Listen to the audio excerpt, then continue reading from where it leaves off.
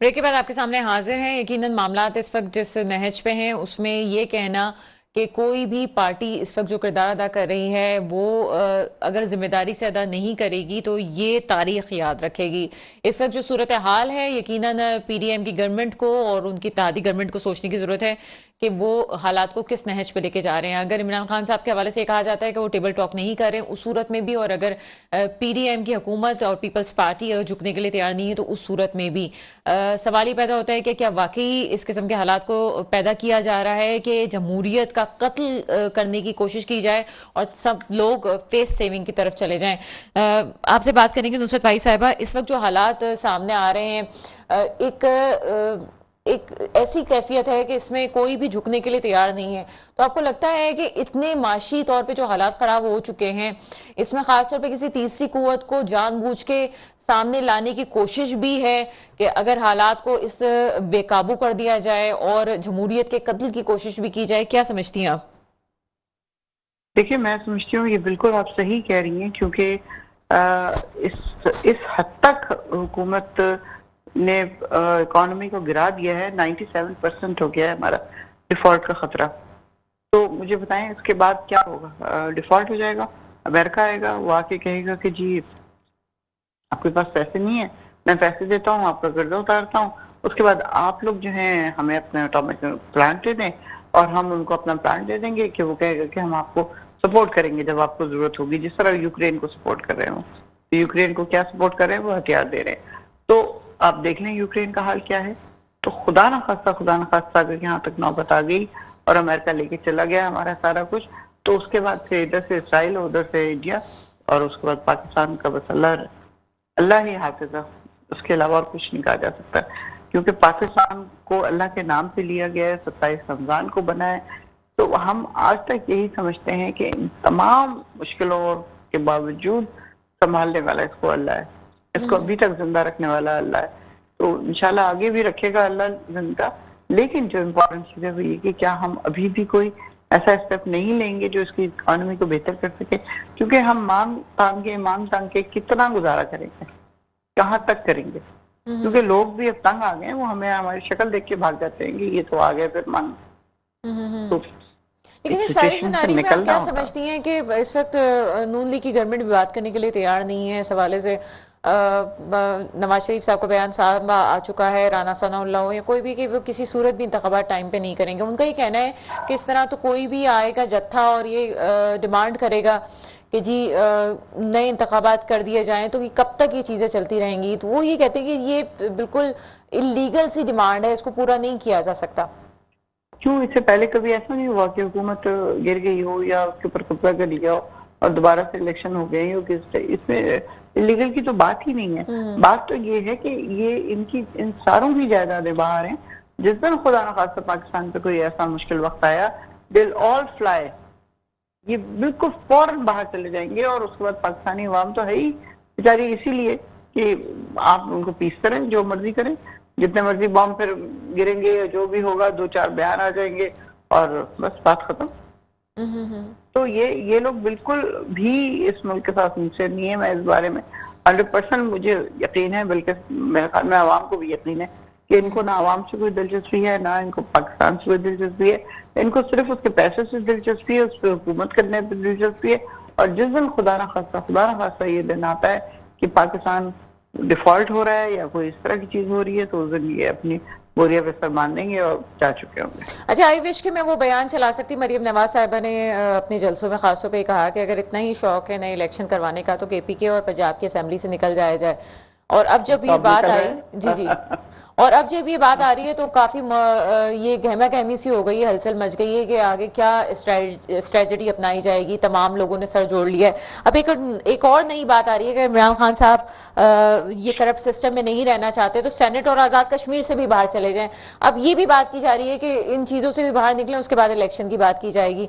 तो आपको लगता है कि ये भी आपके अगर आया आगे इस पे भी रुकावट आई तो ये भी आप लोग कर लेंगे? ठीक है जनाब, अगर सिस्टम को इसी तरह से करप्ट सिस्टम से निकलना है तो हम ये भी करने के लिए तैयार हैं।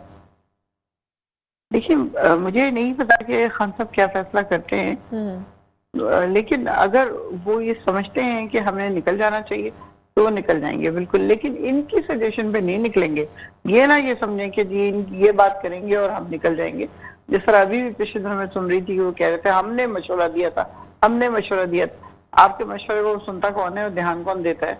आप लोग हैं कौन असल में? तो खैर ये इस तरह नहीं होगा। खान साहब अगर बेहतर समझ रहे होंगे कि हाँ हमें निकल जाना चाहिए तो वो निकल जाएंगे, बस इतनी सी बात है। और अगर नहीं तो फिर हम हुकूमत करते रहेंगे। लेकिन मैडम इस वक्त यकीनन खान साहब और आपकी पार्टी में भी इस बात हवाले से तशवीश होगी, असद उमर साहब ने भी काफ़ी मईशत के हवाले से बात भी की कि ये इस वक्त जो पाकिस्तान जिस सूरत हाल में है इसमें बात करनी बहुत ज़्यादा ज़रूरी है। पॉलिटिकल स्टेबिलिटी के बगैर ये चीज़ें नहीं हो सकती। तो यकीनन ये तशवीश तो आपकी पार्टी में भी कायम होगी कि पाकिस्तान को अगर नुकसान पहुंचता है तो यकीनन कोई सियासतदान नहीं रहेगा, कोई सियासी पार्टी भी नहीं रहेगी। तो क्यों इस मुद्दे पे बैठ के नहीं बात की जा सकती कि चलें जी बैठ के बात कर लेते हैं, पाकिस्तान की बेहतरी के लिए बात करनी चाहिए। इस वक्त तो कोई सियासतदान बात करने के लिए तैयार नहीं है। देखिए बात ये नहीं है कि हम लोग बात करने के लिए तैयार नहीं है, हम इनसे बात करते रहे। पहले भी ऐसे जब हम हुकूमत में थे तो आप यकीन कीजिए 8-8 घंटे स्पीकर साहब के कमरे में बात होती थी, उसके अलावा बातचीत होती थी, कभी फवाद चौधरी से हो रही, कभी बात होती थी, ये एग्री होते थे किसी और बात पे और बाहर निकल के इनका बयान टोटली डिफरेंट होता था।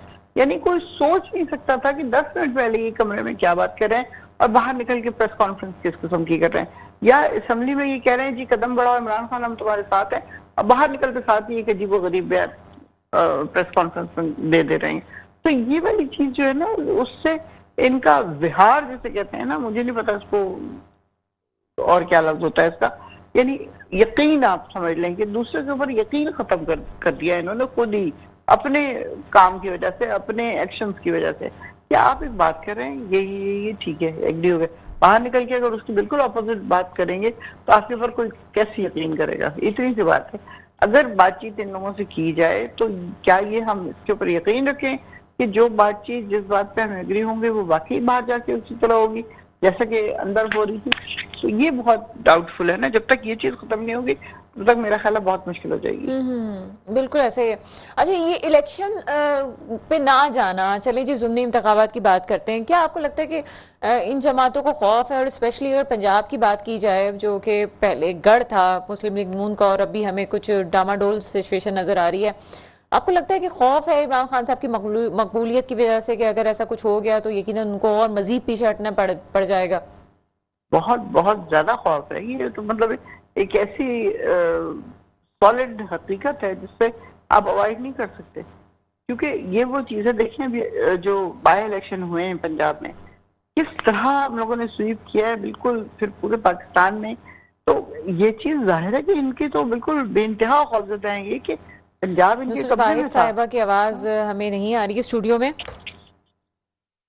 Hello hello. जी जी मैडम, आप कहिएगा, आपकी आवाज आ रही है। जी जी, मैं सिर्फ इतनी सी बात कर रही हूँ कि ये इलेक्शन जो हुए हैं बाय इलेक्शन और दूसरे पूरे पाकिस्तान में जो इलेक्शन हुए उससे खौफजदा होना एक मतलब एक सामने देखने वाली रियलिटी है। साहिबा की आवाज हमें स्टूडियो में नहीं आ रही है।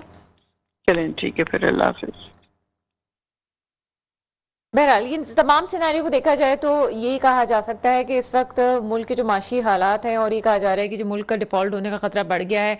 बहुत पहले से माशी माहिरीन ये बात कर रहे थे कि इमरान खान साहब ने जो आपने आखिरी जो उनकी दौरे हुकूमत के जो कुछ महीने रह गए थे, बकौल इमरान खान साहब के उनको ये बात पहले से इल्म थी कि उनकी गवर्नमेंट को खतरा है। तो उस सूरत में भी उन्होंने कुछ चीज़ों में कमी की, पैसों में, और उसके बाद जब उन्होंने पेट्रोल की प्राइस में, बिजली की प्राइस में कमी की तो ये कहा जा रहा था कि अगर उन्हीं की गवर्नमेंट कायम रहती तो आगे मजीद ख़राबी पैदा होती और यकीनन उनकी गवर्नमेंट को भी मसाइल आने थे। लेकिन उसके बावजूद अगर कुछ अरसे और इमरान खान साहब की गवर्नमेंट रहने दी जाती तो उनको भी महंगाई के उसी तूफान से गुजरना पड़ता जो इस वक्त मुस्लिम लीग नून बर्दाश्त कर रही है। लेकिन उसके साथ ही न जाने मुस्लिम लीग नून को किस तरह का खौफ था कि शायद इमरान खान साहब अपनी मर्जी के आर्मी चीफ लेके आ जाएंगे जो उनके लिए आगे नुकसानदेह होंगे, या फिर अदालतों के हवाले से भी खौफजदा थे वो, कि जिसमें कहा जा सकता है कि उन्होंने जल्दी इस हवाले से और इमरान खान साहब की गवर्नमेंट चली गई। और मजीद इन हवाले से बात करेंगे इस वक्त जो हमें गेस्ट ने ज्वाइन किया है, यासीन आज़ाद साहब, आपका ताल्लुक मुस्लिम लीग नून से है। सर प्रोग्राम में आपको वेलकम करते हैं। जी जी, थैंक यू मैडम। अ, सर क्या समझते हैं इस वक्त जो असेम्बलियां तहलील होने की बात की जा रही है और फिर अदम एतमाद की तहरीक के हवाले से भी ऐलान कर दिया गया है कि लाई जाएगी।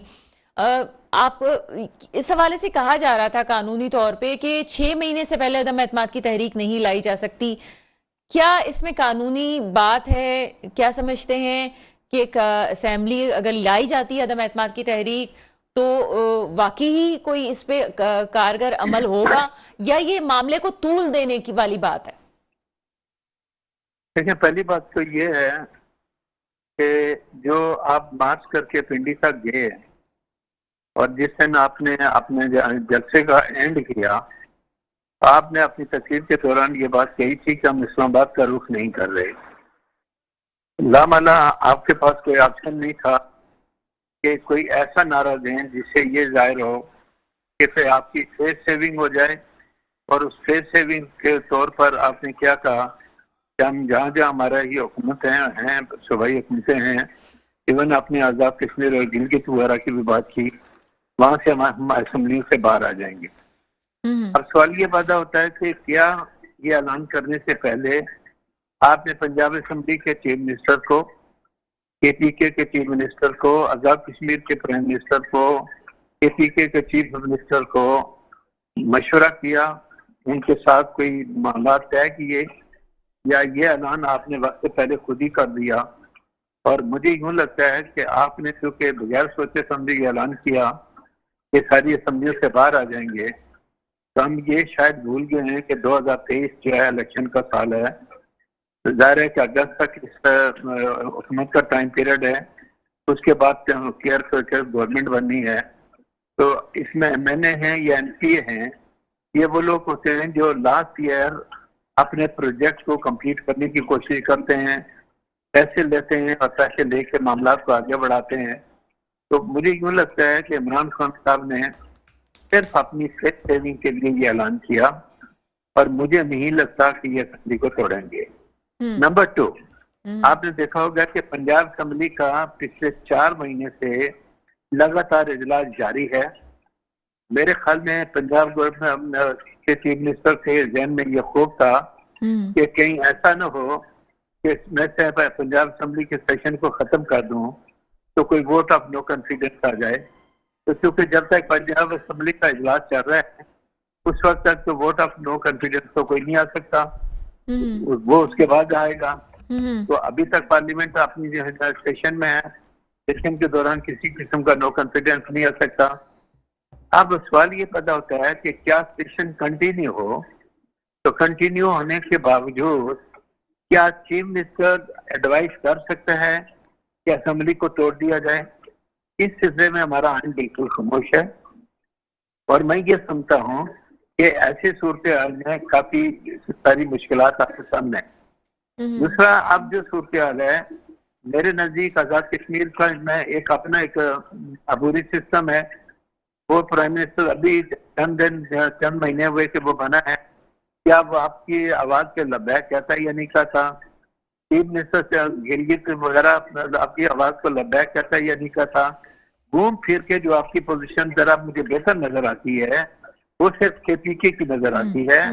बाकी पंजाब गवर्नमेंट के मतलब भी मैं ये समझता हूँ कि परवेज इलाही साहब ये जरूर कहते हैं कि इमरान खान की अमानत है, मैं जब कहेंगे छोड़ दूंगा। उनका बेटा कहता है मेरी जान भी हाजिर है, लेकिन ये जान हाजिर उस वक्त होगी जब आपको ये कहा जाएगा कि आप एडवाइस करें, तो उस वक्त आप एडवाइस करते हैं या नहीं करते। आपको याद होगा कि जब पंजाब के अंदर लैंड मार्च के दौरान जलसा हुआ तो जो चीफ मिनिस्टर पंजाब था वो जलसे के अंदर मौजूद नहीं था। चीफ मिनिस्टर पंजाब को तो ये पता है कि मेरे पास मेरी अपनी 10 सीटें हैं, मेरी हुकूमत अगर है तो वो पीटीआई की वजह से है। तो इन हालात में क्या जब 2023 का साल इलेक्शन का साल होगा, क्या इमरान खान अफोर्ड कर सकते हैं कि किसी असेंबली को तोड़ा जाए? और अगर करके तोड़ते हैं और या लोग रिजाइन देके चले सर जाते हैं। यहाँ पे आपसे एक सवाल छोड़ते हुए जा रही हूँ आपके पास कि मरियम नवाज साहिबा अपने जलसों में मुतई दफा ये बात कह चुकी हैं कि अगर इतना ही शौक है नए इलेक्शन की तरफ जाने का, तो इन सूबों में जहां पे आपकी हुकूमत है उसको तोड़ क्यों नहीं देते या उस इस्तीफे क्यों नहीं दे देते। इस पे मजीद बात करेंगे। एक ब्रेक का वक्त हुआ है, ब्रेक के बाद आपके सामने हाजिर होते हैं। ब्रेक के बाद आपके सामने हाजिर हैं और एक वही बात यासीन आज़ाद साहब से पूछेंगे। यासीन आज़ाद साहब, पहले मरीम नवाज साहिबा की तरफ से जलसों में मुतईद बार ये कहा गया कि इतना ही अगर आपको शौक इंतखाबात की तरफ जाने का, तो आप ये असम्बलियों से इस्तीफे क्यों नहीं दे देते, सूबाई असम्बलियों में क्यों बैठे हुए हैं। अच्छा, जब ये इस्तीफों वाली बात हुई, असम्बली तहलील करने की बात हुई, तो अचानक से हलचल मच गई आपकी गवर्नमेंट में, पीडीएम में, और पीपल्स पार्टी ने सर जोड़ लिया।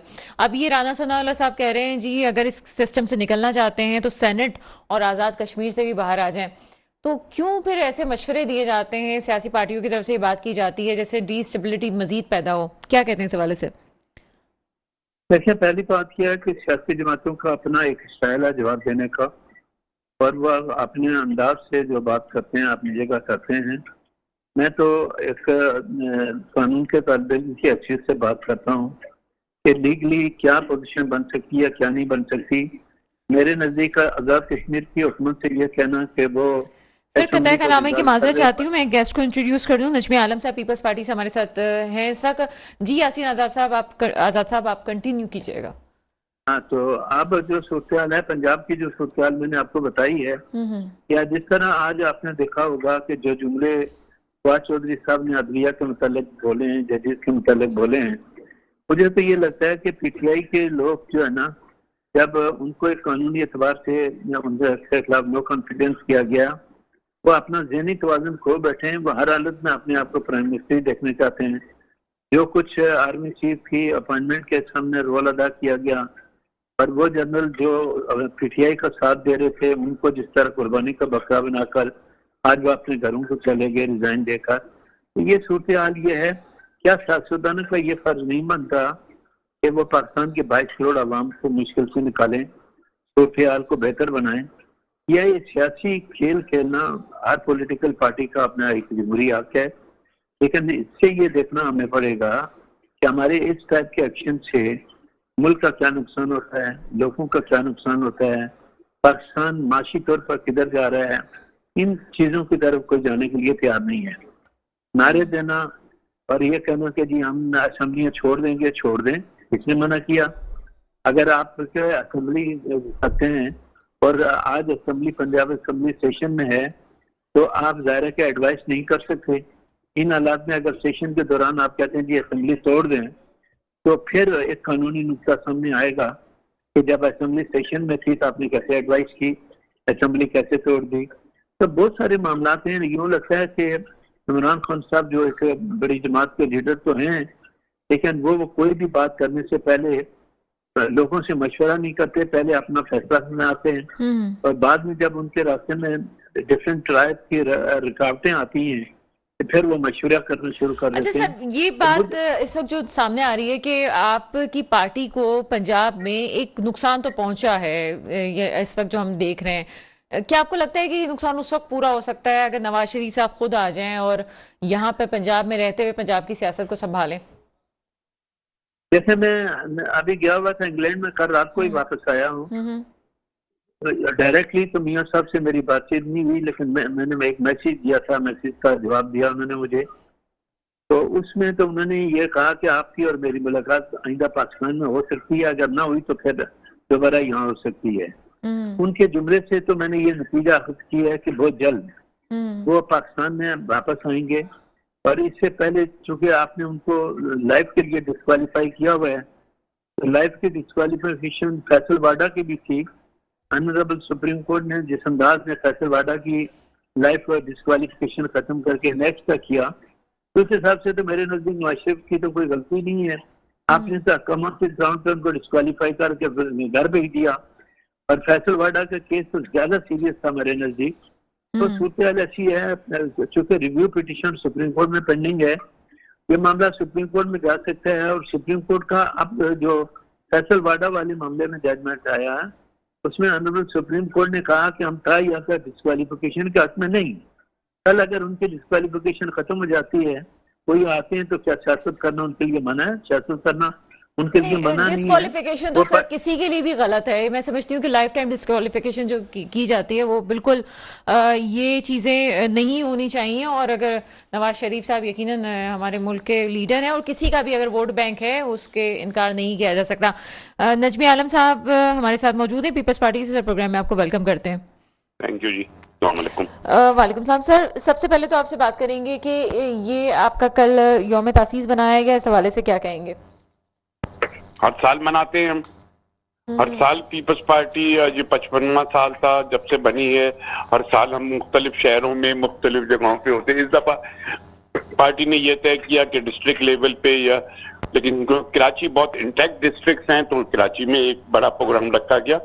वो पूर्व से एक दिन पहले आप देखें टंडोला यार में भी हुआ, पूरे पाकिस्तान में हमारे प्रोग्राम हुए। हम तो हर साल अपना यौम, इसको तो हम जो हमारा फाउंडेशन डे हम इसको यौम तजदीद अहद वफा के तौर पे मनाते हैं। सर ये अहद वफा आपने किया, यौम तासीस आपने बनाया, आप क्या समझते हैं कि आपकी पार्टी इतने सालों में जिस पोजीशन में है उसकी मकबूलियत में इजाफा हुआ है या आप मकबूलियत कम होते हुए देख रहे हैं? देखिए जी, पार्टियों की मकबूलियत कम, हमने तो वो दौर भी देखा कि हम 18 सीटों पर रह गए थे पूरे पाकिस्तान में। फिर 2008 में जब इलेक्शन हुआ तो हम फिर अक्सरियत में आए। डाउनफॉल्स और ये बातें रहते हैं। और अब भी आप लास्ट इलेक्शंस के रिजल्ट देख लें, हम जिन सीटों से लड़े हैं, मुल्तान से लड़े, मुल्तान जीता। कराची से लड़े, इमरान खान को हराया। अभी कश्मीर में लोकल बॉडी इलेक्शन में सबसे लार्जेस्ट पार्टी के तौर पे हम उभर के आए। लेकिन ये बार बार जी सर कता कलामी की माजरत, ये लोग हमें हमारी तरफ देख रहे हैं, ये इस बात की निशानी है। वरना कश्मीर में कोई हमें समझ रहा था कि हम शायद कश्मीर में कहीं भी नहीं होंगे, लेकिन कश्मीरी के अवाम ने जो कुछ हमें रिजल्ट दिया है कि लार्जेस्ट पार्टी लोकल बॉडी की हम बन के आए हैं, तो ये निशानी है इस बात की कि लोग हमारी तरफ अब दोबारा देख रहे हैं कि उनको नजर आ रहा है कि पीपल्स पार्टी मसाइल का हल है।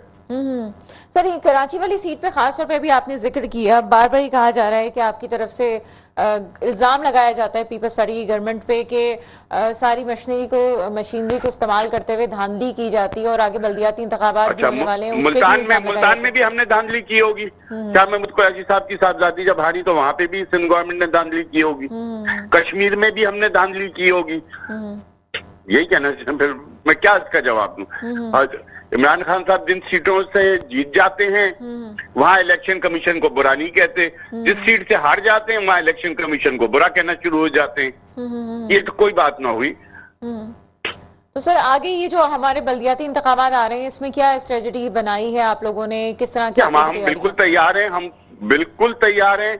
और इंशाल्लाह जिस तरह हमें कल कराची के अवाम ने रिस्पॉन्स दिया है इस बड़े पैमाने पे, हम पुरुमीद हैं कि इस दफा अगला मेयर कराची का पीपल्स पार्टी का होगा। कराची के लोगों ने जमात इस्लामी के भी 2 मेयर देखे हैं, जमात कराची ने एमक्यूएम के भी मेयर्स को देखा है। और अब मैं समझता हूं कि कराची के अवाम का रुख बदल रहा है कि वो सिर्फ लड़ाई झगड़े की सियासत से दूर होकर कराची की तरक्की के लिए पीपल्स पार्टी का साथ देने को तैयार हैं। यकीनन सर कराची की तरक्की पूरे मुल्क की तरक्की है, लेकिन इस वक्त जो माशी सूरत हाल है उसमें पॉलिटिकल सिनेरियो इस वक्त जो नजर आ रहा है और इमरान खान साहब की तरफ से असेंबलियां तहलील करने की भी बात की गई है, क्या समझते हैं इस वक्त पॉलिटिकल जितने लीडरान हैं उनको मिलकर क्या बात करने की जरूरत नहीं है कि चलें जी देखिए बिल्कुल बात करने की जरूरत है और सियासत में कभी बातचीत बंद नहीं होती। लेकिन इमरान खान साहब तो किसी से बात करने को तैयार नहीं है पॉलिटिकल आदमी से। उन्होंने कहा जी मैं इनसे बात नहीं करूंगा, मैं एस्टेब्लिशमेंट से बात करूंगा। सियासी आदमी ये बात नहीं कहता, सियासी आदमी सियासी बात करता है। और इमरान खान साहब ने जिस तरह से रवैया रखा हुआ है, उनका मसला ये है कि वो इख्तिदार की लड़ाई लड़ रहे हैं, हम जमहूरियत की लड़ाई लड़ रहे हैं। हमें उनमें ये फर्क है। और वो जब किसी से बात करेंगे, एक तरफ तो कहते हैं मैं किसी से बात नहीं करूंगा, जब वो किसी से बात नहीं करेंगे तो बातचीत होगी कैसे? बात तो पॉलिटिकल लोगों को करना पड़ती है, हमने भी की है एमक्यूएम से। जिस जमाने में हमारे बीबी के सेकंड टेन्योर में कराची ऑपरेशन चल रहा था तब भी हम एमक्यूएम से बातचीत कर रहे थे। हमने हमेशा बात की है, पॉलिटिकल लोगों को बातचीत से ही हल होता है। इमरान खान का कोई जहन सियासी नहीं है, वो किसी से बात करने को तैयार नहीं है। जब वो सिर्फ अपने पर्सनल ईगो के उसमें है तो उससे ऐसे आदमी का तो कोई इलाज नहीं है। तो सर आपको लगता है कि नई फौजी क़यादत से भी इन राब्ते में है और मुख्तलिफ भाई, तवक्कात फौजी क़यादत ने को क्यों शामिल करते हैं आप जमहूरी लोग? क्यों बात करते हैं कि फौजी चीफ ऑफ आर्मी स्टाफ एक लगना एक रूटीन का काम है। इससे पहले भी लगते रहे, आइंदा भी लगते रहेंगे। खामखा उसको एक इशू बना दिया चीफ ऑफ आर्मी स्टाफ को इमरान खान ने। टाइम से होना था, नया चीफ ऑफ आर्मी स्टाफ आना था, जो आइन का तरीकाकार है उसके मुताबिक आना था, उसी के मुताबिक आया है। अब इसको इन्होंने खामखा में इतना वो बना दिया इशू कि भाई ये चीफ ऑफ आर्मी स्टाफ को इमरान खान साहब ने डिस्प्यूटेड किया, और ऐसे अहम मुद्दे को डिस्प्यूटेड नहीं करना चाहिए। इमरान खान ने इसको भी डिस्प्यूटेड किया। लेकिन सर आज जब हमने ये आर्मी चीफ की तैनाती, नई आर्मी चीफ की जब तैनाती हुई, तो उसके बाद से हमने सोशल मीडिया पे खास तौर पे एक नफरत आमेज पैगामात का सिलसिला भी देखा पीटीआई की तरफ से। क्या समझते हैं ये बहुत ही देखिए, बात ये है कि पार्टी लीडर जो लैंग्वेज इस्तेमाल करेगा वही उसके कारकुन और उसके फॉलोअर्स इस्तेमाल करेंगे। तो पार्टी लीडर को बहुत सोच समझ के बात करनी चाहिए। इमरान खान साहब एक बड़ी पार्टी के लीडर हैं, उनको अपना हर अल्फाज सोच के बोलना चाहिए। वो खुद जब ऐसी लैंग्वेज इस्तेमाल करते हैं इदारों के लिए और सबके लिए, तो फिर वही बात उनके वर्कर बोलते हैं। हम समझते हैं कि ये उनकी तरफ से किया जा रहा है, ये कि आप अपने इतने इंतहाई अहम इदारे को डिस्प्यूटेड कर रहे हैं, आप अपने सारे लोगों को। ये तो बहुत ही, ये कौन सा मुहब्बे वतन इस टाइप की हरकतें कर सकता है? सिर्फ मुझे इख्तिदार दे दो और कुछ नहीं मुझे, मतलब इख्तिदार के तो इतने भूखे हैं, इनकी हिस्ट्री देख लें आप। 2002 में इन्होंने इलेक्शन लड़ा इनकी पार्टी ने, उस वक्त ये चांस में थे कि जनरल मुशर्रफ मुझे वजीर आजम बना देगा। मुशर्रफ ने नहीं बनाया तो उसके मुखालिफ हो गए। 2008 में फिर क्यों इलेक्शन का बायकाट किया? इनको नजर आ गया था कि बीबी आ गई है, कोई चांस नहीं है मेरा। नवाज शरीफ आ गया, मेरा कोई चांस नहीं है। तो सिर्फ इख्तिदार की भूख है इमरान खान को, और कुछ नहीं है। अच्छा सर, आपका एक पॉलिटिकल वर्कर की हैसियत से एक आपका पॉइंट जानना चाहेंगे कि जो उम्र नाअहली की बात की जाती है, इस पे आपका क्या मौकफ है? क्या बिल्कुल गलत है। देखिए, आप जिस तरह नवाज शरीफ साहब को सजा दी गई ताउम्र है, ये बिल्कुल गलत बात है। आप किसी आदमी को एक इतने से कोई ऐसा बड़ा जुर्म नहीं किया था। मैं समझता हूँ कि फैसल वाडा के केस में सुप्रीम कोर्ट ने बहुत सही डिसीजन दिया कि नाअहल नहीं किया जा सकता। और मैं उम्मीद रखूंगा कि नवाज शरीफ साहब को भी, इस मुल्क के 3 दफा प्राइम मिनिस्टर रह चुके हैं, इस तरह से आप नाअहल कर दें।